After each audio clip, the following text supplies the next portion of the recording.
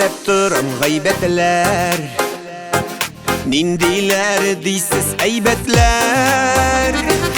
Kaygısız da zorsuz da kiliş, oşmaklarda yaşamın imiş.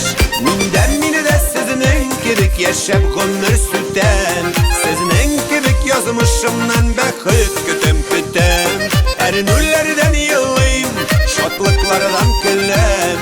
Üze kayın, üze rahat durmuş boylap kilem. Minden mini de sizin kibik yaşap gönür süten, sizin kibik yazmışımdan bakıp kütüm kütüm. Ernüllerden yıllayım, şotlıklardan külüm. Üze kayın, üze rahat durmuş boylap kilem.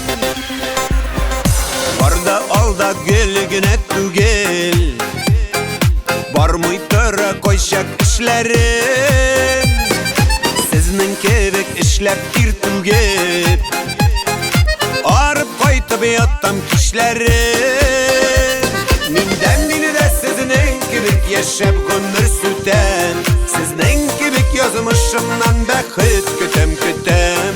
Ernüllerden yıllayım, şotlıklardan külüm. Üze kayın, üze rahat durmuş boylap kilem.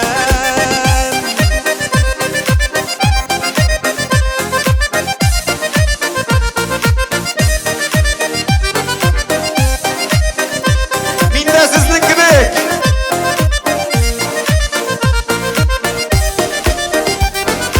Kabul ettim dünya tüslerin, gaybetlerge yok bir işlerim.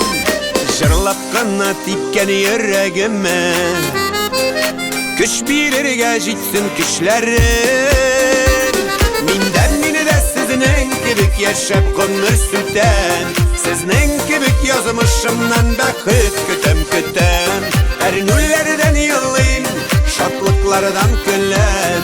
Üze kayın, üze rahat durmuş boylap kilem. Minden mini de sizin kibik yaşap gönür süten, sizin kibik yazmışımdan bakıp kütüm kütüm. Ernüllerden yıllayım, şotlıklardan külüm. Üze kayın, üze rahat durmuş boylap kilem. Ernüllerden yıllayım, şotlıklardan külüm.